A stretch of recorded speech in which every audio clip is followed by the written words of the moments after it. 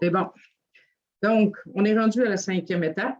On est à la page 81 du gros livre, le chapitre à l'œuvre. Et dans le chapitre à l'œuvre, on trouve les étapes 5 à 11. Est-ce qu'il y a quelqu'un qui veut lire le premier paragraphe? Oui, Fabien, vas-y.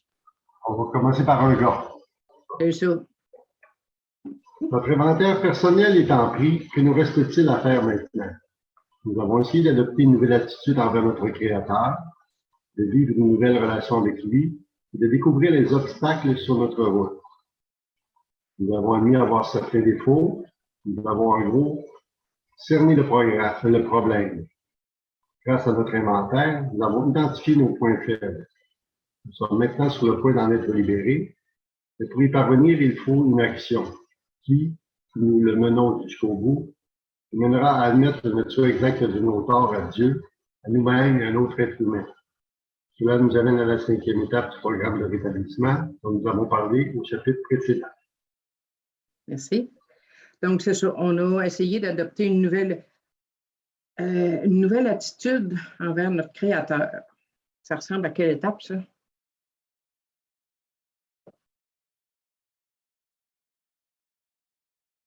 Deuxième, oui. Nous avons essayé de vivre une nouvelle relation avec lui. On est à quelle étape? 3. Et découvrir les obstacles sur notre route. Ça, c'est quelle étape? 4 ou 5, Sylvie? 4? C'est la 4e. Je pensais qu'on parlait de nos défauts. Ah, c'est encore la 4e? Découvrir les obstacles. Oui, nous avons cerné, la 4e qu'on a faite, oui. C'est ça, les obstacles, puis admettre nos défauts en 4e, les deux. Puis aussi identifier nos points faibles. C'est là qu'on voit ça, dans la 4e étape. Donc, pour ce qu'il nous dit, c'est que pour en être libéré, on a besoin de faire une 5e étape. On n'a pas fait une 4e étape juste pour voir ça nous-mêmes, puis laisser ça là, puis tenir ça mort. On a fait ça pour être capable de se libérer en parlant avec une autre personne. Donc, la 5e étape nous dit que nous avons admis nos torts à Dieu, à nous-mêmes et à un autre être humain. C'est sûr que quand tu les admets à un autre être humain, tu considères que tu te les as admis à toi-même, puis aussi à Dieu. Parce que Dieu est dans chaque être humain, donc on les admet à Dieu en même temps. Donc, ça nous mène à l'autre paragraphe. Tu veux-tu continuer, Fabien? Oui. Cette étape peut être difficile, particulièrement lorsqu'il s'agit de discuter de nos défauts avec une autre personne. On peut croire que se les admettre à soi-même est bien assez. Mais nous avons des doutes à ce sujet. À la pratique, nous trouvons en général l'auto-évaluation solitaire insuffisante. Beaucoup ont cru nécessaire d'aller plus loin. Nous acceptons plus facilement de parler de nous-mêmes avec une autre personne si nous voyons de bonnes raisons de le faire. D'abord, la première et la meilleure, si nous brûlons cette étape vitale, nous pourrions ne jamais surmonter notre problème d'alcool. Combien de fois les nouveaux n'ont-ils pas essayé de tenter de cacher certains faits de leur vie? Continue, là. Essayant de se soustraire à cette expérience humble, ils ont eu recours à des méthodes plus faciles et presque invariablement, ils ont dit. Comme ils avaient suivi le reste du programme, ils se sont demandé pourquoi ils avaient rejeté. Nous croyons que c'est parce qu'ils n'avaient pas fini leur ménage intérieur. Ils avaient bien passé leur vie en revue, mais ils avaient omis les points les plus accablants. Ils s'imaginaient seulement être libérés de leur égoïsme et de leur crainte. Ils s'imaginaient seulement avoir montré de l'humilité. Ils n'en avaient pas encore appris assez sur l'humilité, la confiance et l'honnêteté telles que nous les considérons nécessaires, tant qu'ils n'avaient pas dévoilé toute l'histoire de leur vie à quelqu'un. Point. Oui, c'est un beau petit paragraphe. Donc, ce qu'ils reconnaissent, c'est que c'est une étape qui n'est pas facile. C'est sûr, c'est pas facile, mais c'est une étape nécessaire pour surmonter notre problème d'alcool. Donc, ici, dans le paragraphe, il commence à nous donner les raisons pour lesquels c'est nécessaire de faire cette étape-là. Donc, ils disent, si nous brûlons cette étape, nous ne pourrions ne jamais surmonter notre problème d'alcool. Parce que, justement, si tu fais ta 5e étape et que tu omets les parties les plus difficiles de ton inventaire, ben, c'est risqué que tu retournes boire. J'ai d'ailleurs un exemple de ça. Moi, j'avais une personne qui était venue faire la 4e étape en intensif, puis elle avait choisi une religieuse pour faire son inventaire. Puis quand est venu le temps de parler de certaines choses sexuelles dans sa sexualité, elle n'a pas été capable de lui en parler. Elle retournait boire. Elle retournait boire, tu sais. Pas parce qu'elle ne savait pas, je lui avais dit que faut tout dire dans notre 5e étape. Tout ce qu'on a écrit, on doit le partager avec quelqu'un. Idéalement, on va voir les conditions, comment choisir la personne, là, mais c'est ça. Il est mieux de faire confiance à la personne, puis faire confiance au processus aussi. Bon, la deuxième, ben, ça fait partie peut-être de la première aussi, dans ce paragraphe-là, quand ils disent « Nous croyons parce qu'ils n'avaient pas fini leur ménage intérieur ». Donc, c'est une des raisons pour lesquelles on peut rechuter. On pourrait ne pas surmonter notre problème d'alcool. OK. Il reste un paragraphe à lire de ce bout-là. Tu veux-tu le lire, celui-là aussi? Non. Plus que la plupart des gens, l'alcoolique mène une double vie. Il est un grand comédien. Il présente à la face du monde son personnage de scène, celui qu'il aime montrer à son entourage. Il cherche à se créer une certaine réputation en sachant au fond de lui-même que ce n'est pas celle qu'il mérite. Ouais, c'est gros, ça. Oui. Personnage de scène, ça vous rappelle-tu quelque chose? Le texte sur l'acteur, à la page 68, il nous parle de ça, l'acteur qui veut être le metteur en scène. Il cherche à régler à sa façon l'éclairage, les acteurs, les autres acteurs, puis le décor, tout. Fait que c'est ça, on est un acteur. Puis ça, ça a l'air être quand on boit, l'alcoolique mène une double vie qui présente un personnage, mais dans Alcoolique Anonyme, ça arrive aussi. On présente un personnage de scène. On n'est pas guéri de ça parce qu'on arrête de boire. L'autre paragraphe, je vais lire juste les 2 premières lignes. Ils disent l'écart entre sa réputation et sa conduite s'aggrave encore en état d'ébriété ou en état d'ivresse mentale, alors qu'il est sobre. On a déjà vu en tout cas, moi j'ai déjà vu des gens en ivresse mentale dans Alcoolique Anonyme, puis c'était pas très chic, mettons. OK? Merci, Fabien, pour le bout que tu as lu. J'aurais besoin de quelqu'un d'autre pour continuer la lecture à la page 83, le 2e paragraphe. Oui, Sylvie. Oui. Nous devons être parfaitement honnêtes. M'entendez-vous bien? Oui. OK. Nous devons être parfaitement honnêtes avec quelqu'un si nous voulons vivre longtemps ou heureux ici-bas. Naturellement, et c'est légitime, nous réfléchissons longuement avant de choisir là où les personnes avec qui nous allons franchir cette étape intime et confidentielle. Mm-hmm. Ceux qui pratiquent... Oh, non, tu peux arrêter là, s'il te plaît. Correct. Okay. Pour le moment. Donc, c'est ça. Donc, ils nous disent qu'on doit être parfaitement honnête. Ils insistent encore là-dessus. Donc, c'est ça. Si nous voulons vivre longtemps et heureux ici-bas. Ça, c'est la 3e raison pour laquelle on veut faire la 5e étape au meilleur de notre connaissance. Donc là, ils vont aussi commencer à nous parler du choix de la personne avec qui on va faire la 5e étape. Donc, dans l'autre paragraphe après, ils disent on peut... Non. Donc, ils commencent à nous donner des exemples de personnes avec qui on peut faire ça. On ne lira pas toutes, là, mais dans le reste du paragraphe que Sylvie a lu, on peut s'adresser à un prêtre d'une religion reconnue. Donc, c'est des gens qui vont respecter, on est sûr qu'ils vont respecter la confidentialité. Si on a peur que les choses sortent, on peut aller avec un prêtre. Ils disent ensuite, dans l'autre paragraphe, si on ne désire pas cette solution, on peut chercher un ami discret et compréhensif. Donc, ça inclut un membre A qui a déjà fait ces étapes, pas un membre A qui n'a jamais fait de 4e, 5e étape. Si tu veux qu'il t'aide vraiment, t'es mieux qu'il ait fait ça et qu'il comprenne bien le processus des étapes. Ils disent que ça peut être aussi notre médecin ou notre psychologue. Médecin, je serais surpris à moins que je sois ton ami. Parce que les médecins, ils ne prendront pas une demi-journée à une journée pour t'écouter. Parce que ça peut prendre jusqu'à une journée pour faire une 5e étape, dépendant de la longueur de ta 4e étape.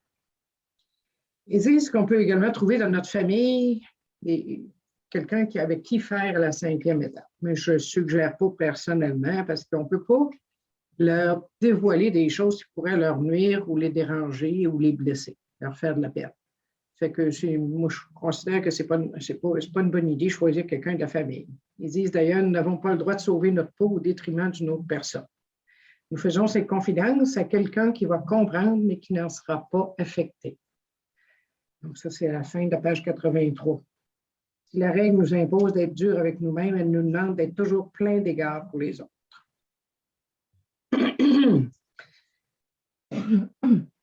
Il y a une raison qui ne donne pas là pour la 5e étape, que je trouve importante. Pour la 5e, oui. De parler avec quelqu'un d'autre va nous permettre, si la personne est capable, naturellement, elle va être capable de nous donner un nouvel éclairage sur nos problèmes ou sur les difficultés qu'on a rencontrées. Donc, c'est pour ça que c'est important d'avoir quelqu'un qui comprend bien le processus. Ça va aider. Quelqu'un qui a déjà fait ces étapes, quelqu'un qui a déjà vécu ça. Puis, tu sais comment ça marche, va pouvoir t'aider à voir clair dans certaines choses. Un exemple de ça, tu as fait du ressentiment contre quelqu'un parce qu'il placotait dans ton dos de toutes sortes d'affaires. Puis un peu plus loin dans ton inventaire, tu parles dans tes torts des placotages que tu as faits. Fait que la personne, quand elle va entendre ça, elle va pouvoir te dire, mais tu vois-tu, tu faisais du ressentiment contre les personnes qui faisaient du placotage et pourtant, toi, tu en as fait aussi. Tu sais, ça fait que tu peux comprendre, ça va t'aider à comprendre les gens qui faisaient du placotage parce que toi aussi, tu l'as fait. Tu sais, fait que c'est ce genre de lien-là entre les choses que tu dis que la personne qui t'écoute va pouvoir faire pour t'aider à voir les choses autrement. OK? Donc, on est rendu à la page 84. Ils disent qu'il est très important que chacun puisse s'adresser à la bonne personne. Il est tout aussi essentiel que cette dernière soit capable de garder des confidences, qu'elle comprenne et approuve entièrement notre démarche. Ne laissez pas de changer nos projets. Donc, ça termine la section sur comment choisir la personne. Là, on va commencer le bout où on va parler, on va faire notre 5e étape. On va se dévoiler à quelqu'un. Est-ce que tu veux continuer à lire, Sylvie? Une fois que nous avons choisi. Oui, une fois que nous avons choisi qui recevra nos confidences, nous ne perdons pas de temps.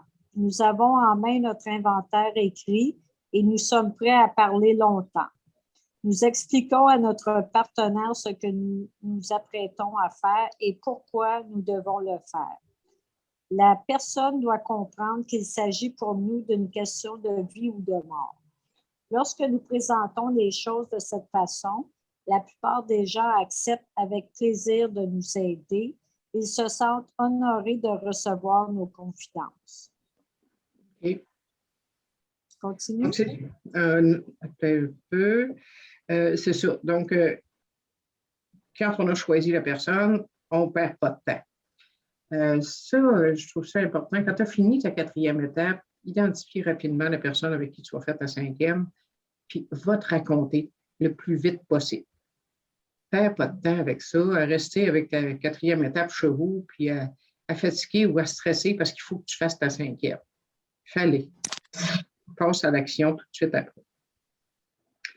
OK, vas-y pour l'autre paragraphe. Oui. Nous mettons notre orgueil de côté et nous y allons en explicitant bien chaque repli de notre caractère, chaque coin et recoin de notre passé. Une fois que, sans avoir rien caché, nous avons franchi cette étape, nous sommes enchantés. Nous pouvons regarder le monde en face.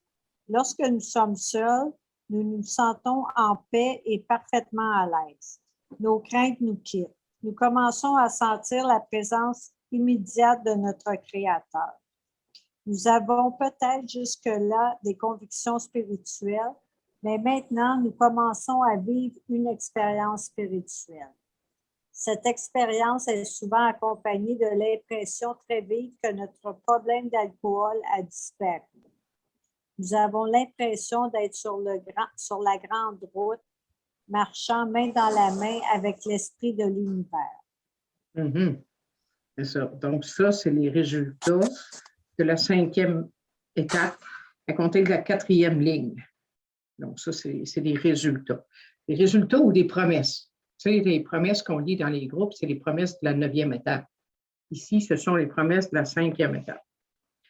Donc, avant de débuter ton inventaire avec la personne, tu vas faire une prière avant. Idéalement, là, tu vas faire une petite prière. Puis, tu vas te raconter. Ça prend le temps que ça prend. Tu sais, j'ai déjà vu passer une journée à écouter une 5e étape. Puis d'autres fois, c'était 2-3 heures. Là, ça varie beaucoup d'une personne à l'autre. Il y en a qui sentent le besoin de donner des détails. Tu sais, parce que quand on fait notre 4e, on n'écrit pas un roman. Je vous l'ai dit 2-3 reprises. C'est des phrases courtes. Mais des fois, les gens, quand ils font leur 5e, ils vont expliquer un peu plus. C'est correct. Et puis, il y en a qui ont plus besoin de parler que d'autres. C'est bien correct. Donc, ça termine la 5e étape. Est-ce qu'il y a des questions là-dessus, sur la façon de faire la 5e étape ou sur quoi que ce soit dans ce qu'on a lu?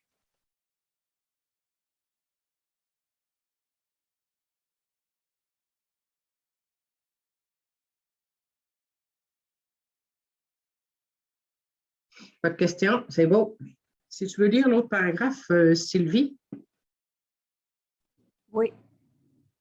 De retour à la maison, nous nous retirons dans un endroit paisible pendant 1 heure pour réfléchir soigneusement à ce que nous venons de faire.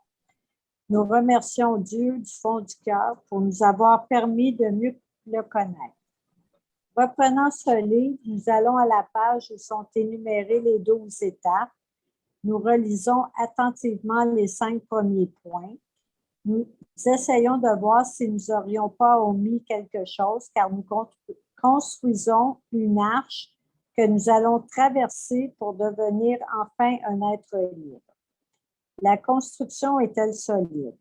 Les pierres sont-elles bien en place? Avons-nous lésiné sur les matériaux de la fondation? Avons-nous essayé de fabriquer du mortier sans sable? Mm-hmm. C'est ça. Donc, une fois qu'on a terminé notre 5e étape, on se garde un temps de réflexion pour regarder ce qu'on a fait jusqu'à maintenant. On regarde la première étape, j'ai-tu bien admis mon alcoolisme à 100%? J'ai-tu bien, je crois-tu vraiment que Dieu peut me rendre la raison? Est-ce que j'ai vraiment confié ma vie, ma volonté à Dieu? Est-ce que mon inventaire a été exhaustif et complet? J'ai-tu passé toute ma vie en revue? J'ai-tu oublié des choses? Ça peut arriver, remarque qu'on oublie des choses quand on fait notre 4e étape et qu'on s'en rappelle plus tard. C'est pas grave, on les écrit. Si on veut les prendre en note pour en parler à quelqu'un, c'est mieux de les écrire. Puis d'en parler à quelqu'un sans attendre refaire une 4e étape. Donc, c'est ça. Donc, on regarde si on a bien fait notre travail jusqu'à maintenant. Puis, j'aime bien la façon qu'il parle de l'arche qu'on va traverser pour devenir un être libre. C'est ça. Les pierres, c'est les étapes 1 à 5, dans le fond. C'est du solide jusqu'à maintenant. Les matériaux de la fondation, c'est quoi? C'est la première étape.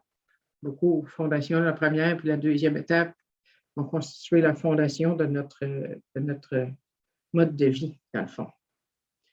Parce que si je n'ai pas admis mon impuissance, je n'aurais pas besoin d'une puissance supérieure. OK?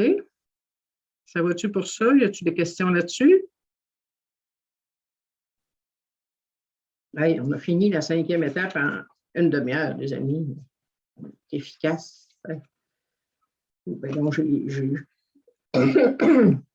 il n'y a pas énormément à dire. Moi, j'ai juste un petit commentaire à ajouter, s'il vous plaît. Oui, oui, vas-y. Ben, moi, il me semble que j'ai pas eu, j'ai pas ressenti là, comme, j'étais fière de l'avoir faite, là, mais je veux dire, je peux pas dire que je me suis sentie sur un pink cloud ou que j'avais l'impression d'être sur la grande route. J'étais juste bien, là, mais normalement bien. Pas plus, pas moins. Pas excité d'avoir fini. Pas excitée, non. Correct, c'est correct. Moi non plus, je ne peux pas dire. Il y avait quand même un sentiment un poids de moins sur les épaules. Oui, oui. Ça, c'est normal. Il n'y a pas de façon qu'on doit absolument se sentir après une 5e, une 4e, 5e. Il y en a qui sentent une grande libération, puis il y en a d'autres que c'est juste, bon, ben, c'est correct, c'est fait. OK, je passe à autre chose. C'est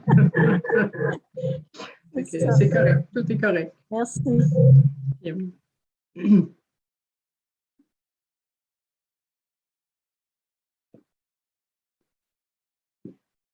OK. Est-ce qu'il y a quelqu'un d'autre qui veut continuer la lecture? On va être rendu à la 6e et 7e étape. Dans le gros livre, la 6e et 7e étape sont faits. C'est 2 paragraphes. Un paragraphe pour la 6e, un paragraphe pour la 7e. C'est pas trop compliqué de la façon qu'ils ont fait ça. La 6e étape, elle dit que nous avons pleinement consenti à ce que Dieu élimine tous ses défauts. Puis la 7e, c'est nous lui avons humblement demandé de faire disparaître nos défauts. Donc, on parle des défauts. Nos défauts, on les a vus en 4e étape. On a fait, on a coché nos défauts dans la liste qu'on a vue la semaine dernière. Donc, on a une liste, on l'a partagé, ça, la liste de nos défauts, on a partagé ça en 5e étape. Puis là, maintenant, on se sert de cette liste-là pour regarder est-ce que je suis prêt, est-ce que Dieu élimine tous ces défauts-là? Ils nous disent que c'est. En tout cas, on va le lire, là. Je vais laisser quelqu'un d'autre lire. Qui veut lire?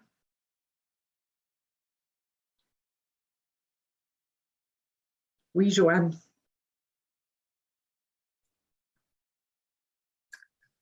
Si nous pouvons répondre de façon... Où est-ce qu'on était rendu, là? OK. C'est bien ça. Si nous pouvons répondre de façon satisfaisante à ces questions, alors nous passons à la 6e étape. Nous avons déjà dit et répété que la bonne volonté est indispensable. Sommes-nous prêts maintenant à laisser Dieu nous enlever toutes les choses que nous avions reconnues comme répréhensibles en nous? Peut-il maintenant les prendre toutes et chacune?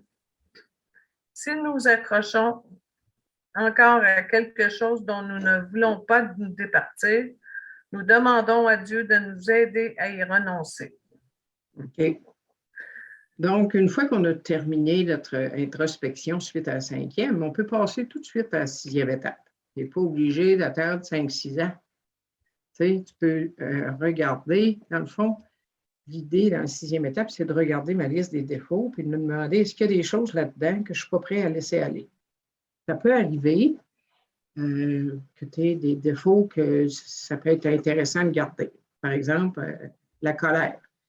Si la colère, on sait que ça peut être utile pour des fois faire porter attention à quelqu'un. S'ils ne portent pas attention à ton ton de voix ordinaire, peut-être qu'ils vont porter attention si tu élèves la voix.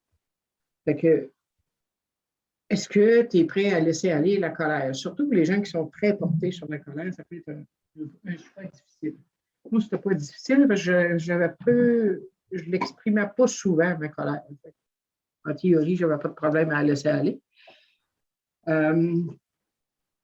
Mais il y a des gens qui se servent beaucoup de la colère pour influencer le monde qui les entoure. Donc, ça peut être plus difficile. Puis il y en a d'autres aussi, d'autres défauts qu'on peut avoir. On peut s'accrocher.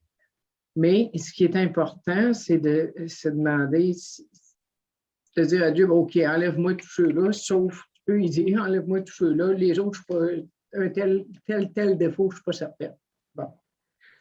C'est peut-être une façon de le faire, là. Cette étape-là, c'est pas une étape que tu fais une fois et tu ne reviens jamais dessus. Parce que tu peux dire aujourd'hui, oui, j'ai l'intention de, je veux, je consens ce que Dieu les enlève. Ça, c'est en théorie.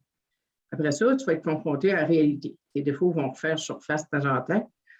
Puis là, à chaque fois tu te rends compte que tu es en train d'exprimer un défaut, ben, tu peux te questionner à savoir est-ce que je suis encore prêt, est-ce que Dieu l'élimine? Est-ce que j'ai vraiment le goût que Dieu l'enlève? Donc, à ce moment-là, si oui, ben, je vais demander à Dieu de me l'enlever sur le champ. Mais ça ne veut pas dire que ça va partir immédiatement. C'est pas de même que ça marche parce que, tu sais, on a été libérés de l'obsession de l'alcool parce qu'on avait atteint un bas fond, parce qu'on était vraiment déterminés à se débarrasser de ce problème-là. On voulait vraiment s'en sortir. Donc, c'est pour ça qu'on dit que la première étape à 100%, c'est d'être consentir à 100% à ce que Dieu élimine le problème d'alcool. Mais nos défauts de caractère, le 100% n'est pas si facile que ça à atteindre parce qu'on est des êtres humains puis il se passe toutes sortes de choses dans notre vie. Donc, ça peut être plus difficile un peu à lâcher prise totalement d'un coup. Donc, pour la plupart des gens, ça va se passer sur du long terme, puis on va devoir revenir à confier à Dieu ces défauts-là de temps à autre, quand ils se manifestent. Donc, on va devoir se contenter d'une patiente amélioration. Donc, c'est ça. Mais, les défauts de caractère, dans le fond, c'est pas dramatique, c'est des moyens de défense qu'on a utilisés pour se protéger contre la souffrance. Donc, mais le problème, c'est que ça vient nuire à mes relations avec moi-même et avec les autres. Donc, on va se demander s'il y a des défauts qu'on est moins porté à abandonner. Puis, si j'ai de la difficulté à les abandonner, je vais demander à Dieu de me donner le désir, de les laisser aller.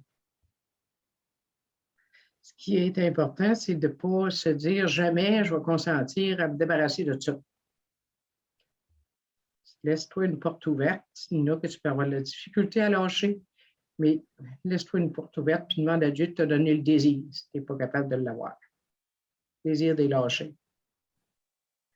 Donc, c'est ça. Une fois que je reconnais si je consens, jusqu'à quel point je consens, il me suggère la prière de la 7e étape. Donc, la prière de la 7e étape, ils me disent, quand nous sommes prêts, nous disons quelque chose qui ressemble à ceci. Moi, je le mets en dessus, je ne le mets pas en vous, comme pas ça. Mon Créateur, je suis maintenant disposé à ce que tu prennes tout ce que je suis, bon ou mauvais. Je te demande d'ôter de moi chacun des défauts qui m'empêchent de t'être utile, à toi et à mes semblables. Accorde-moi la force de faire ta volonté à partir de maintenant. Ainsi soit-il. Donc, en récitant cette prière-là, tu as fait ta 7e étape. Donc, je demande à Dieu de faire disparaître mes défauts. Puis, il y a une notion importante, on lui demande d'enlever chacun des défauts qui m'empêchent de t'être utile à toi et à mes semblables. Puis ça veut dire que parfois, tes défauts de caractère peuvent être utiles à Dieu. Je donne toujours l'exemple de Gilbert qui donnait des ateliers sur les étapes, puis il racontait qu'à un moment donné, il allait chercher une membre pour aller faire des meetings, une nouvelle. Puis la nouvelle en question, elle rechutait tout le temps. Puis une fois, il va la chercher chez eux, puis là, elle a pris de la boisson, elle sent la boisson. Fait que là, Gilbert, la moutarde, il monte au nez, puis il pique une crise, il se choque après elle. Coudonc, oui, as-tu envie d'arrêter ou pas? Puis en tout cas, il tombe d'en face. Elle a arrêté de boire ce soir-là. Après, elle disait à tout le monde, j'ai eu assez peur de Gilbert, j'ai décidé d'arrêter de boire. Fait que ce défaut-là, sa colère, a servi à quelque chose. Fait que, comme je vous disais tout à l'heure, des fois, la colère peut servir à attirer l'attention de quelqu'un. Fait que puis, il a attiré son attention sur le fait qu'elle ne voulait pas vraiment arrêter de boire. Fait que, c'est ça. Donc, on lui demande de nous enlever les défauts qui vont m'empêcher de lui être utile. Okay? Mais il ne faut pas garder ça comme défaite pour dire, ah, ben moi, je suis comme ça, je ne laisserai pas aller ma colère, ça peut m'être utile de temps en temps. Ah non, tu demandes à Dieu, c'est lui qui décide s'il te les enlève ou pas. Il faut que toi, tu consentes parce qu'il te les enlève, c'est lui qui va décider.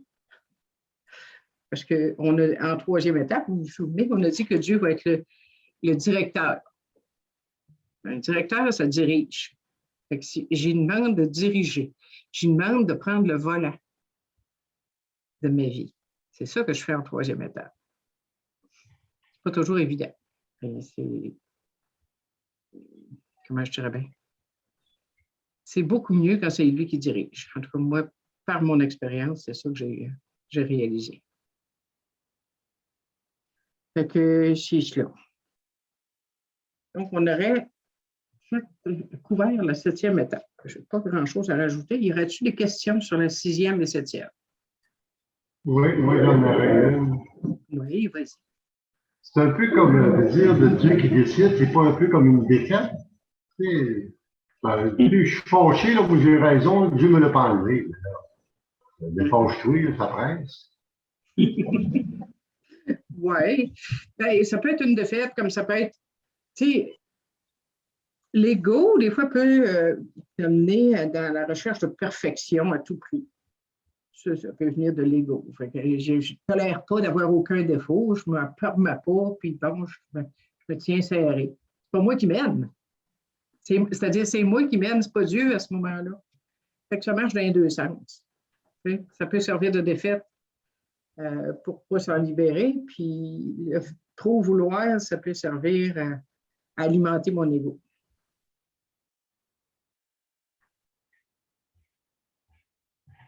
Ça va-tu? Oui, ben, je pense qu'il va falloir que j'accepte de ne pas être parfait parce que ça fait 2 fois que j'entends cette phrase-là envers moi. Là. Je vais finir par comprendre quelque chose. Bienvenue dans le club. OK. Y a-t-il d'autres questions? Commentaires?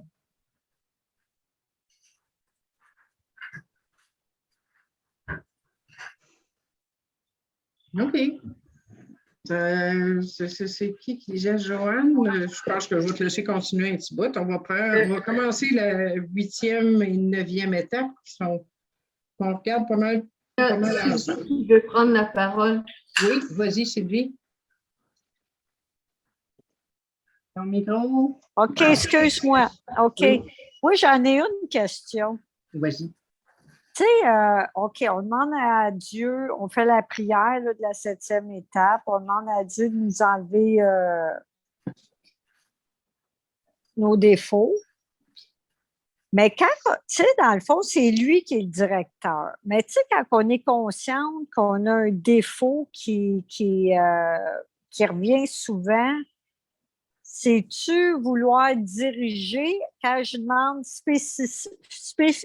spécifiquement de m'enlever ce défaut-là? Tu comprends ce que je veux dire? Oui, je comprends ce que tu veux dire.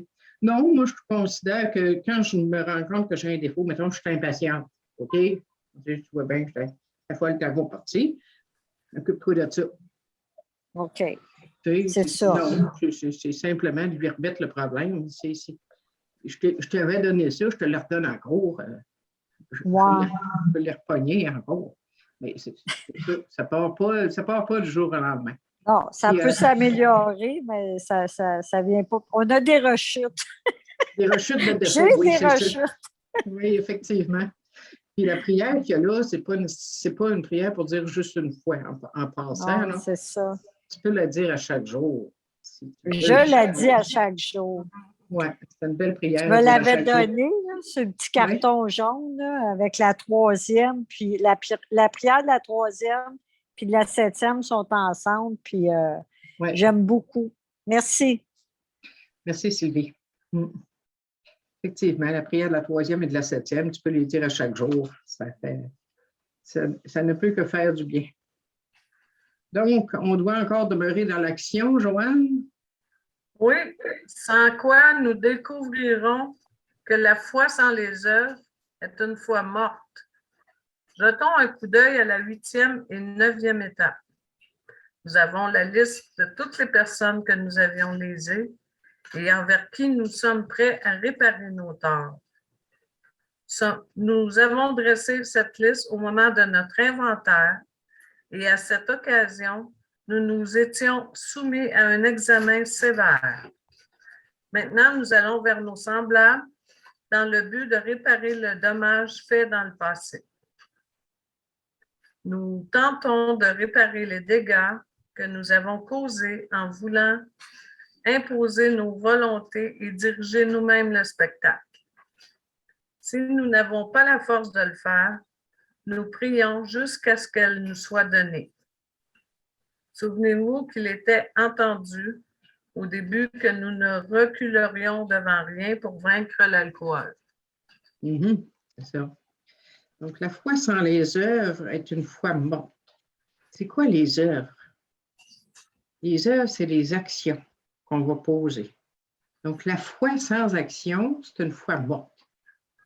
Donc, si tu dis à Dieu, je crois, puis tu ne fais rien, et ça n'a pas beaucoup d'effets permanents. Donc, la liste de toutes les personnes qu'on a lésées, on a ça dans notre liste de nos torts qu'on a fait dans notre 4e étape. En passant, une fois ta 5e étape terminée, tu ne jettes pas, tu ne brûles pas ta 4e tout de suite parce que tu vas t'en servir pour la 6e, 7e pour tes défauts. Puis pour la 8e, 9, tes torts, c'est la liste des personnes que tu as lésées dans cet inventaire-là. Donc, tu vas te servir de cet inventaire-là. C'est ça. Puis, si ils disent que nous allons vers nos semblables dans le but de réparer le dommage fait dans le passé. Donc, il commence à nous expliquer les objectifs de la 9e étape, de réparer nos torts. Donc, on veut réparer les dommages qu'on a faits dans le passé. On veut réparer les relations qu'on a brisées. Remarque qu'il y a des relations que tu ne voudras pas, comment je dirais bien ça?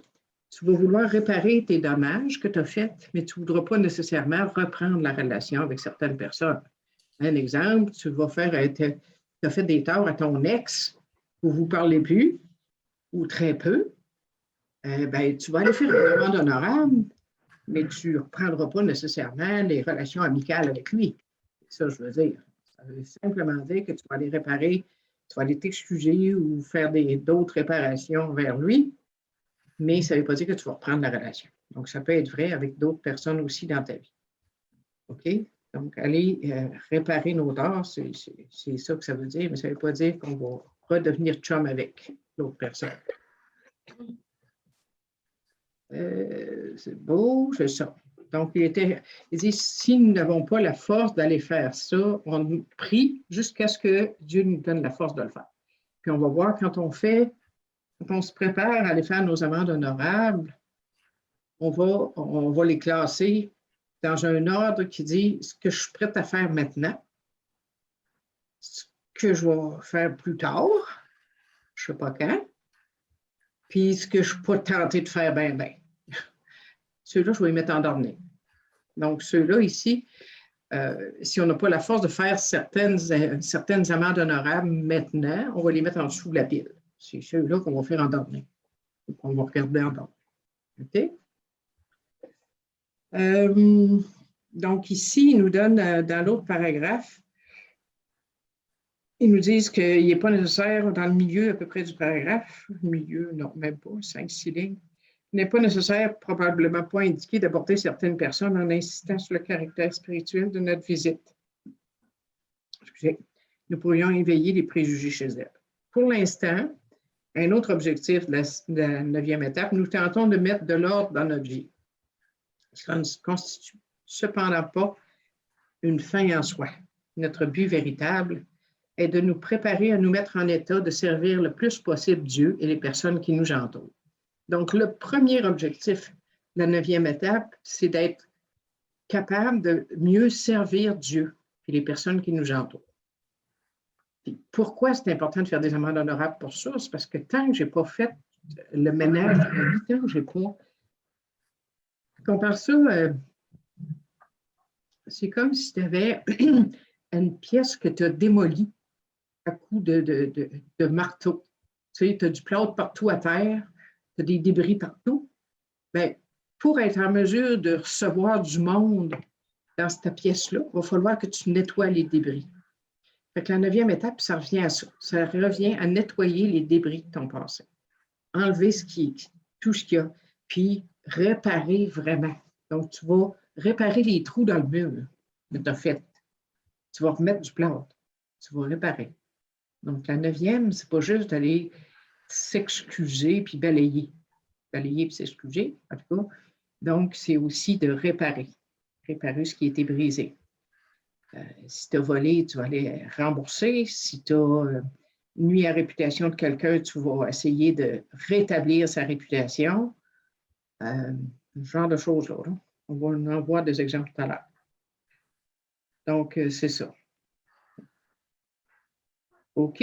On va aller à la page 87 dans la fin du 2e paragraphe. On dit, nous abordons l'autre dans un esprit d'aide et de pardon. Nous avouons notre inimitié passée et exprimons notre regret. Donc ça, c'est le cas de la personne qui t'a fait du tort, puis toi, tu y en as fait. Là, toi, tu vas aller t'excuser des torts que toi, tu as fait. Mais tu n'iras pas y parler de ses torts à elle, c'est sûr et certain. Non, Guylaine, on n'en parle pas. Donc, on va aller exprimer nos regrets puis essayer de réparer ce qu'on peut réparer. Puis ils disent aussi, nous évitons à tout prix de critiquer cette personne ou de discuter avec elle. Discuter ou plutôt de s'obstiner avec elle, là, pour dire, ah oui, toi, tu m'as fait ça, moi, c'est pour ça que je t'ai fait ça. Là. Pas de même que ça marche. On va dire, je t'ai fait telle affaire, je n'ai pas été correct, je suis vraiment désolé, je te demande pardon. C'est ça, une excuse. C'est pas dire, quand tu m'as fait telle affaire, ça m'a fait monter la moutarde au nez. Non, non, non. C'est pas ça. OK? Ils disent, on est là pour réparer les dégâts dont nous sommes responsables, conscients que nous ne pourrions rien faire de valable tant que le passé n'aura pas été nettoyé. Nous évitons de lui dire ce qu'elle devrait faire. Seuls nos torts à nous sont mentionnés, jamais les siens. Si nous parlons avec calme, franchise et sans rien cacher, les résultats seront satisfaisants. Donc, c'est ça. Inimitié, en passant, ça veut dire des mauvais sentiments envers l'autre.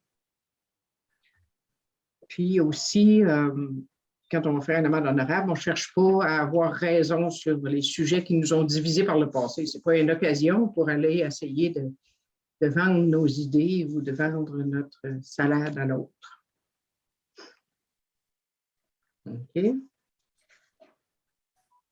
Avant d'aller plus loin, je vais vous expliquer un peu comment moi je procède pour la 8e étape. Donc, je demande à Dieu la bonne volonté et le courage de faire les amendes en premier. Puis, je demande d'être éclairé pour identifier les meilleures façons de procéder. Ensuite, moi, j'utilise des fiches cartonnées, tu sais, des fiches, je pense que ça se fait, des fiches comme ça, là. Des petites fiches cartonnées lignées pour faire ça. Puis, dans le haut, j'écris le nom de la personne. Puis ensuite, je vais écrire le nom du côté gauche, mettons, puis du côté droit, je vais écrire à quel moment je suis prête à faire cette amende-là. Fait que je vais écrire maintenant, ceux que je suis prête à faire maintenant, je vais écrire plus tard, ceux que je peux faire plus tard, puis il y en a d'autres que je vais marquer peut-être.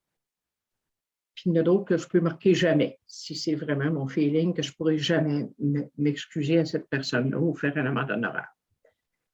Tu as droit à toutes tes affaires. Donc, après ça, tu vas indiquer les torts, tu sais, tu vas reprendre ta 4e étape, là, puis tu vas faire un petit résumé des torts que tu veux, lui, pour lesquels tu veux faire amende honorable. Parce que là, il faut voir que dans ton inventaire, il y a peut-être des choses que tu n'auras pas à faire une amende honorable pour. Un exemple, ton tort a été de faire du ressentiment. Bien ça, tu ne vas pas aller dire à l'autre, je fais du ressentiment contre toi. Pas nécessaire. Tu as juste à changer d'idée et arrêter d'en faire. Ça, c'est l'amende honorable. Tu sais, une amende honorable, c'est aussi changer d'attitude envers la personne. Si tu n'as pas changé d'attitude envers la personne, si tu penses toujours que c'est ça, peut-être que ce n'est pas le temps d'aller faire une amende honorable. C'est mieux d'avoir pardonné complètement à l'autre personne, puis de t'être pardonné à toi aussi, ce que tu as fait. Parce que si tu ne t'es pas pardonné, puis que l'autre arrive, normalement, tu vas dire, bon, ben, je m'excuse pour avoir fait telle affaire, et je suis vraiment désolée, je te demande pardon. Puis tu peux lui demander, y a-t-il d'autres choses que j'aurais faites qui t'auraient dérangé? Puis là, elle peut te sortir d'autres affaires. Puis si tu ne t'es pas pardonné, déjà ce que tu as fait puis que tu as vu, tu vas peut-être avoir de la misère à digérer si elle te présente si elle te dit d'autres choses. Donc, tu es mieux de t'être pardonné avant, puis lui avoir pardonné à l'autre personne. Donc, sur ta feuille, tu vas résumer les points pour lesquels tu veux faire une amende honorable. Je sais, pour avoir travaillé ça avec différentes personnes, des fois, il y a des choses que la personne considérait qu'elle avait eu des torts, oui, mais elle n'avait pas à aller s'excuser pour ça, parce que l'autre n'en avait pas eu connaissance. Tu sais, c'était dans son attitude, mettons que, bon, en tout cas, c'est délicat. C'est mieux quand tu prépares ta 8e étape, là, quand tu mets ça par écrit, c'est peut-être pas bête de revoir les cas où tu n'es pas sûr avec une autre personne. Idéalement, avec la personne avec qui tu as fait ta 5e étape ou avec ton parrain ou ta marraine. Et si ton amende implique d'autres personnes, exemple, un exemple, je ne sais pas, il donne ça. Plus tard, on va le voir dans le gros livre. Je n'en parlerai pas tout de suite. Des exemples qu'il faudrait que tu demandes le consentement des autres personnes pour aller faire une amende honorable. Donc, tu vas indiquer tes torts, puis ensuite, tu vas indiquer la façon dont tu prévois faire ton amende honorable. Donc, il y a présenter une excuse, ça c'est une chose. Puis l'autre, c'est de réparer, s'il y a des choses à réparer. Comme je disais, dans la réparation, il y a changé d'attitude. Il peut y avoir dans la réparation de prier pour l'autre personne. Ça, je ne suis pas obligée d'y dire. Là. Normalement, je ne dirais pas. On va prier pour toi. Il y en a qui pourraient ne pas aimer ça. OK? Puis, ça peut être de dire, est-ce que tu vas faire des amendes directes face à face avec la personne ou si tu ne peux pas l'enjoindre, tu peux le faire par téléphone ou par Internet ou courriel ou lettre. Bon, il y a différentes façons. Fait que tu vas indiquer la façon que tu prévois faire ton amende honorable sur ton petit carton.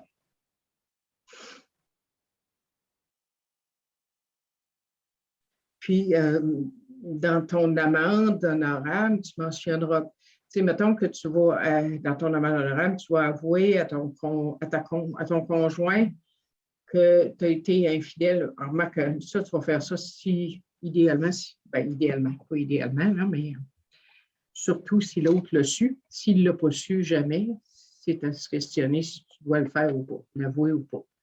Mais mettons qu'il l'a su, là, tu vas faire une amende honorable à ce sujet-là. Mais tu n'iras pas mentionner le nom de l'autre personne. Dans le fond, donc, il ne faut pas faire de tort à une autre personne.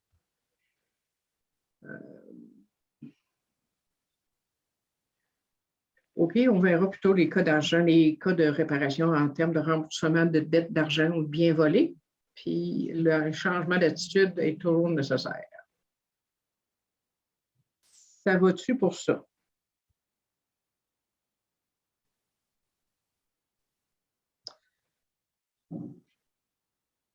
On va continuer, puis s'il y a des questions qui viennent plus tard, on pourra les adresser. Donc, on serait rendu, Joanne, c'était toujours à toi, je pense, Ouais. à page 88, au centre à peu près, la plupart des alcooliques doivent de l'argent. La plupart des alcooliques doivent de l'argent. Nous ne cherchons pas à échapper à nos créanciers. Nous leur expliquons notre objectif sans faire de manière au sujet de notre alcoolisme. En général, ils sont déjà au courant et que nous nous en doutions ou non. Nous ne craignons pas non plus de révéler notre problème d'alcool sous prétexte que notre franchise pourrait nous causer des ennuis financiers. Abordé sans détour, le plus dur des créanciers peut parfois nous surprendre. Tout en discutant du meilleur arrangement possible, nous laissons savoir à ces gens que nous ne regrettons notre conduite passée. Notre alcoolisme a fait de nous de mauvais payeurs. Nous ne devons pas craindre nos créanciers, aussi loin que cela doit nous mener, car l'angoisse d'avoir à leur faire face risque de nous faire boire. Mm-hmm. OK.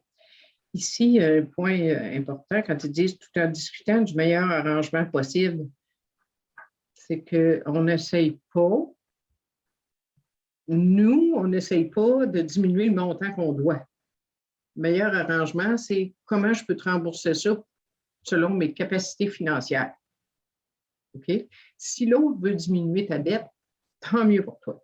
Mais ce n'est pas à toi à demander qu'il diminue ta dette. Tes dettes sont tes dettes. On s'entend? OK. L'autre point, il commence à nous parler dans l'autre paragraphe des actes criminels. C'est pas la norme tellement. Ils disent si nous avons commis un acte criminel qui pourrait être mis en prison s'il était connu, c'était voir ce que la personne veut faire avec ça. Moi, j'ai entendu un membre partager à un moment donné, il avait fait de la prison. Il s'était sauvé de la prison. Demandez-moi pas comment. En tout cas, il s'était sauvé. Ça, c'est dans le temps qu'il buvait. Puis il s'était retrouvé finalement, je ne sais pas à quel honneur, mais chez un membre des Alcooliques Anonymes, puis il a commencé à faire rare. Puis après un certain temps, il a décidé que dans le cadre de ses amendes honorables, il avait besoin de se rendre aux autorités. Ce qu'il a fait. Il est retourné en prison pour finir son terme.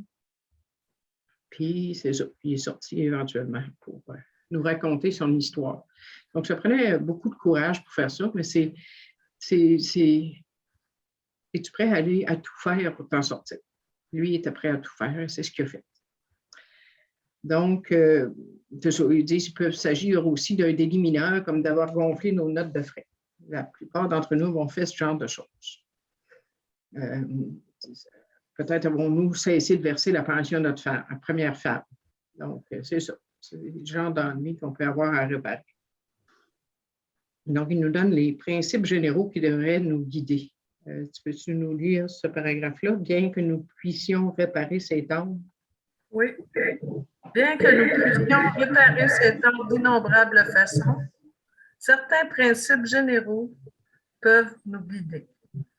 En nous rappelant que nous avons décidé d'aller aussi loin qu'il le faudrait pour vivre une expérience spirituelle, nous demandons que nous soit donnée la force et la lumière nécessaires pour faire ce qu'il faut, quelles que soient les conséquences pour nous. Cela peut signifier la perte de notre emploi ou de notre réputation, ou même l'incarcération, mais nous sommes prêts à tout. Il le faut, nous devons reculer devant rien. OK. Donc, c'est ça. Donc, on demande à Dieu, c'est une prière qu'il nous suggère, demandant à Dieu que nous soit donné la force et la lumière nécessaires pour faire ce qu'il faut, quelles que soient les conséquences pour nous. Donc, on doit reculer devant rien. Il y a aussi, là, il parle dans l'autre paragraphe, d'autres personnes qui sont mêlées à nos histoires. C'est le cas, il raconte l'histoire d'un homme qui s'était remarié et qui ne versait pas de pension alimentaire à sa première femme. Elle s'est présentée en cours, elle l'a fait incriminer. Au lieu de se présenter devant le juge, il lui a écrit une lettre pour lui demander pardon. Il lui avait envoyé une petite somme d'argent en lui disant qu'il s'efforcerait de lui en verser à l'avenir, un montant qu'il a précisé dans sa lettre. Puis, il a ajouté qu'il serait prêt à aller en prison si elle y tenait. Donc, ça s'est bien réglé. Elle a renoncé à la poursuite, puis elle a accepté ses conditions, donc c'est correct. Puis, c'est ça, il a consulté, avant de faire ça, c'est sûr qu'il a dû en parler avec sa femme actuelle, sa conjointe actuelle. Donc, c'est l'autre paragraphe que tu peux lire avant de prendre des mesures radicales. Avant de prendre des mesures radicales qui pourraient engager d'autres personnes, nous nous assurons du consentement de celles-ci. Après que la permission nous a été accordée, que nous avons pris conseil auprès d'autres personnes et que nous avons demandé l'aide de Dieu, si la mesure catégorique s'impose, alors nous ne devons pas reculer. C'est ça. Donc, ensuite, il raconte l'histoire d'un homme qui avait nuit à un de ses partenaires d'affaires et a fait de la diffamation. Puis, il a avoué, il a fini par, il a consulté sa famille, puis il a fini par avouer ça devant tout le monde à l'Église, parce qu'il avait nuit à la réputation de l'autre personne. Fait que pour établir sa réputation, il a dévoilé ça devant les membres de son Église. L'autre paragraphe, à la page 91, le deuxième paragraphe, ça dit « Il est probable que nous ayons des problèmes de ménage ». Là, il parle de problèmes de ménage, il parle d'infidélité, dans le fond. Il n'est pas très clair, mais dans la suite, on voit bien que c'est ça. Donc, on va lire le paragraphe suivant. Il est probable que nous ayons des problèmes de ménage. On ne lira pas au complet. Non? On va lire l'autre après. Donc, quelle que soit la situation, nous devons généralement faire quelque chose pour le corriger. Si nous sommes certains que notre femme ne sait rien, devons-nous lui dire ce qui se passe? Pas nécessairement. Si dans l'ensemble, elle sait que nous avons fait bien des folies, devons-nous lui en raconter les détails? Certes, nous devons avouer nos fautes. Elle peut cependant insister pour avoir tous les détails. Elle voudra savoir qui est l'autre femme et où elle habite. Nous considérons qu'il vaut mieux répondre que nous n'avons pas le droit de mêler une autre personne à nos problèmes de couple, que nous regrettons ce que nous avons fait et que, si Dieu le veut, cette situation ne se représentera pas. OK, on va arrêter là pour ce paragraphe-là. Donc, c'est ça, on ne donne pas le nom de l'autre personne, puis donner des détails, je ne pense pas que ce soit nécessaire non plus dans un cas d'infidélité. Ça peut juste servir à faire mal à l'autre personne. On n'embarque pas là-dedans. Ils disent dans l'autre paragraphe, 2 paragraphes plus bas, là, dans certains cas, c'est peut-être la franchise la plus totale qui est de rigueur. Bon, ça fait ils disent on devrait surtout prier en pensant au bonheur de l'autre. L'autre paragraphe qui va être à la page 93, ils disent même si nous ne connaissons pas ces complications chez nous, il y a beaucoup à faire dans nos relations familiales. Parfois, un alcoolique vous dira que la seule chose qu'il a à faire est de ne pas boire. De toute façon, s'il buvait, il n'aurait pas de foyer. Mais il doit faire beaucoup plus pour réparer ses torts. Donc, c'est sûr et certain. L'autre paragraphe, il nous parle de l'alcoolique et comme un ouragan qui ravage la vie des autres sur son passage. Brise des cœurs, détruit de tendres relations, déracine des affections. Son égoïsme et son manque d'égard constant maintiennent le foyer dans le tumulte. À notre avis, celui qui prétend qu'il suffit de ne pas boire n'a pas assez réfléchi à la question. Donc ça, ils nous disent dans l'autre paragraphe, nous avons un long travail de reconstruction devant nous et nous devons en prendre l'initiative. Marmonner des excuses contrites ne suffit pas. Donc, c'est ça, c'est pas suffisant. Ce qui est important, premièrement, avant d'aller faire des excuses à notre famille, à nos proches, à notre conjoint, à nos enfants, à nos parents, c'est d'avoir changé d'attitude à leur égard. Moi, j'ai essayé, à un moment donné, de faire un amende honorable à ma mère, puis je n'avais pas changé d'idée sur ce que j'y avais dit. Ça n'a pas bien passé. C'est sûr et certain. Fait qu'après ça, je me suis formé à la trappe, Puis j'ai essayé de la voir autrement, puis j'ai essayé de j'ai changé d'attitude à son égard. Et quand j'ai fait une amende honorable avant qu'elle décède, c'était correct. C'était juste pour lui confirmer que je lui demandais pardon vraiment, puis que j'étais désolée de ce que j'avais fait. Fait que, c'est ça, on a le changement d'attitude est la chose la plus importante, je dirais, par rapport à nos proches. Donc, c'est sûr, mettre de l'ordre dans nos relations familiales. Et chaque matin, au cours de notre méditation, nous demandons à notre Créateur de nous enseigner la patience, la tolérance, la bienveillance et l'amour. La vie spirituelle n'est pas une théorie, nous devons la vivre. OK? Un peu plus loin, dans l'autre paragraphe, à page 94, il dit « Certains torts peuvent être impossibles à redresser. » Ça, c'est le cas qu'on ne peut pas rejoindre les personnes. Donc, on peut, comme je disais, envoyer une lettre. On peut, si la personne est décédée, on peut lui écrire une lettre puis aller sur sa tombe pour la lire. C'est une façon de faire. Tu peux la lire à ton parrain ou à ta marraine, ou tu peux la lire à l'autre personne, toi, chez toi, comme tu veux. Mais c'est ça. Donc, on a différentes façons de faire qu'on peut procéder.